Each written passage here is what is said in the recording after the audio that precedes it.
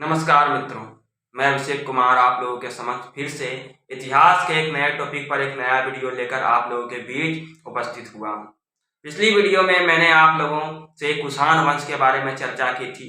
आज मैं आप लोगों से गुप्त काल के विषय में चर्चा करने जा रहा हूँ। गुप्त काल के विषय में कुछ महत्वपूर्ण तथ्य आप लोगों से जिक्र करने जा रहा हूँ।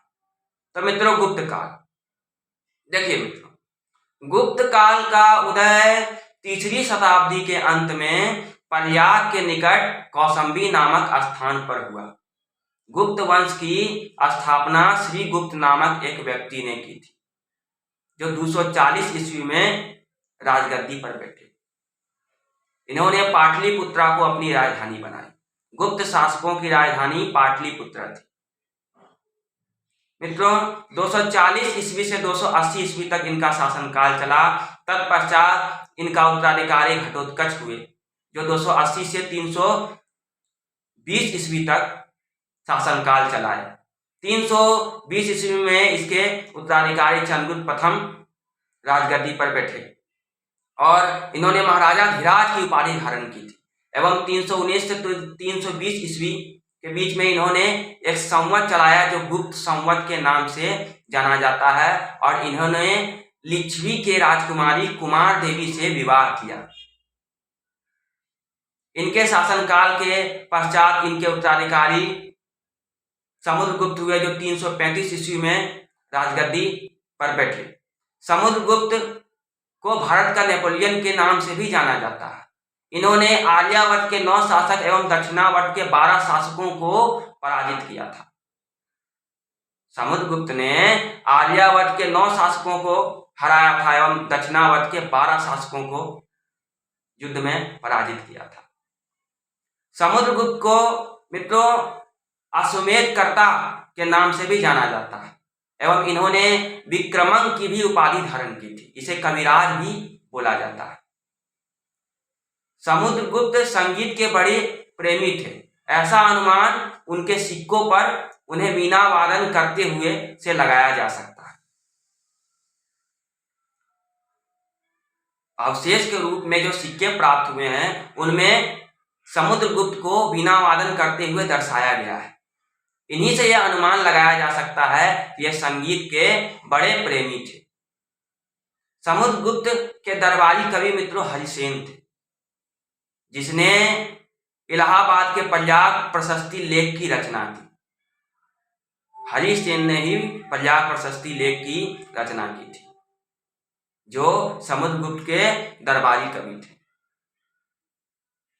समुद्रगुप्त के पश्चात गुप्त काल के राजा चंद्रगुप्त द्वितीय हुए, जो 380 ईस्वी में राजगद्दी पर बैठे। चंद्रगुप्त द्वितीय गुप्त काल के सबसे प्रतापी शासक हुए, जो विक्रमादित्य के नाम से विख्यात थे। मैंने पिछली वीडियो में आप लोगों को बताया था कि भारतीय इतिहास में कुल 14 विक्रमादित्य हुए, जिनमें सबसे अधिक विख्यात विक्रमादित्य यही चंद्रगुप्त द्वितीय हुए। मित्रों, चंद्रगुप्त द्वितीय के ही शासन काल में इन्हीं के दरबार में संस्कृत के महाकवि कालिदास रहते थे। कालिदास ने अभिज्ञान शाकुंतलम की रचना की थी, मेघदूतम की रचना की थी, कुमार संभवम की रचना की थी। चंद्रगुप्त द्वितीय के दरबार के कुछ विभूति इस प्रकार थे: कालिदास, आर्यभट्ट, वारामिहिर, धन्वंतरी, ब्रह्मगुप्त आदि।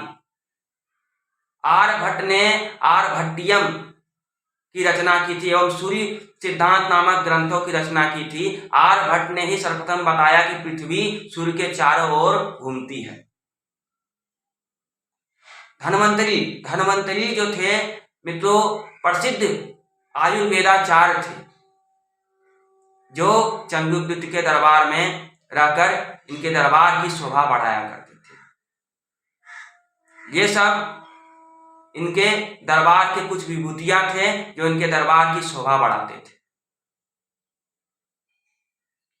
चंद्रगुप्त द्वितीय के ही शासनकाल में मित्रों प्रसिद्ध बौद्ध चीनी यात्री फाहियान भारत आए थे।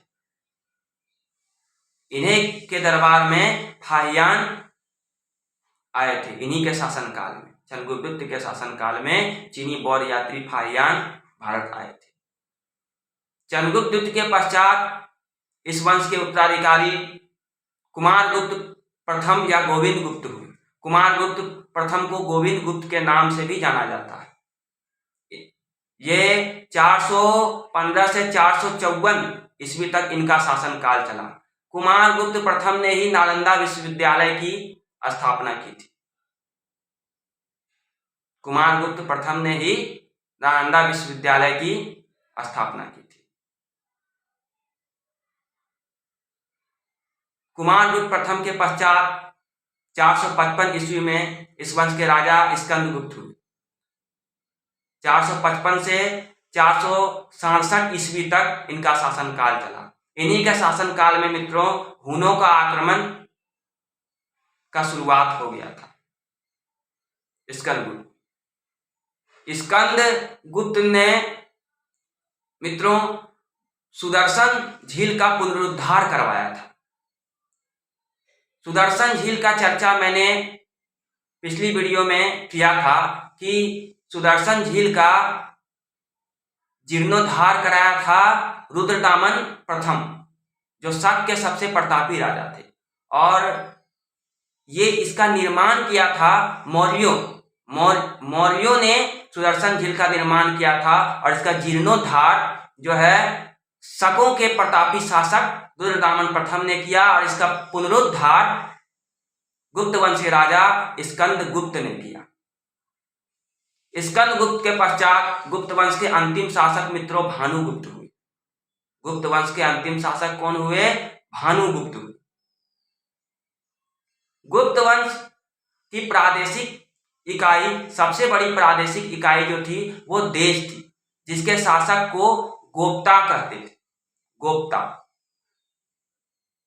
इसके एक और प्रादेशिक इकाई भुक्ति थी, जिसके शासक उपरी कहलाते थे। और इनके नीचे एक प्रशासनिक इकाई थी जिसको विषय कहते हैं, जिसके शासक विषयपति कहलाते थे। पुलिस कर्मचारी के मुख्य अधिकारी को दंडपाशिक के नाम से जाना जाता था। और इन पुलिस अधिकारी के सदस्य को चाट एवं भाट कहकर पुकारा जाता था। पुलिस अधिकारी के सदस्यों को चाट एवं भाट कहकर पुकारा जाता था। और इसके मुख्य अधिकारी को दंडपाशिक कहा जाता था। गुप्त काल के सबसे छोटी प्रशासनिक इकाई जो थी मित्रों वो ग्राम थी, जिसके प्रशासन को ग्राम सभा द्वारा संचालित किया जाता था। ग्राम के मुखिया को ग्रामिक कहते थे एवं इसके सदस्य को महत्तर कहा जाता था। इसके सदस्य को महत्तर कहकर पुकारा जाता था। गुप्त वंश राजा जो थे वैष्णव धर्म मानने वाले थे, वैष्णव धर्म के अनुयायी थे। मित्रों गुप्त शासकों ने सर्वाधिक स्वर्ण मुद्राएं जारी की। इनके अभिलेखों में इन स्वर्ण मुद्राओं को दिनार कहकर पुकारा गया है। क्या कहकर पुकारा गया? दिनार कहकर पुकारा गया है। गुप्त काल में विंध्य पर्वत में सवर जाति के लोग रहते थे, जो अपने देवताओं को मनुष्य का मांस चढ़ाया करते थे। ऐसा इतिहास में वर्णित है। मित्रों अजंता की गुफाओं 29 गुफाओं में केवल 6 ही शेष हैं, जिसमें गुफा नंबर 16 एवं 17 जो है गुप्तकालीन है। गुफा नंबर 16 में उत्कीर्ण मरणासन राजकुमारी का चित्र प्रशंसनीय है। एवं गुफा नंबर 17 को चित्रशाला कहकर पुकारा गया है। इसमें महात्मा बुद्ध के जन्म, जीवन, महापरिनिष्क्रमण एवं महापरिनिर्वाण की घटनाओं के चित्र उद्धृत हैं। मतलब महात्मा बुद्ध के जीवन की घटनाओं के चित्र गुफा नंबर 17 में बनाए गए हैं।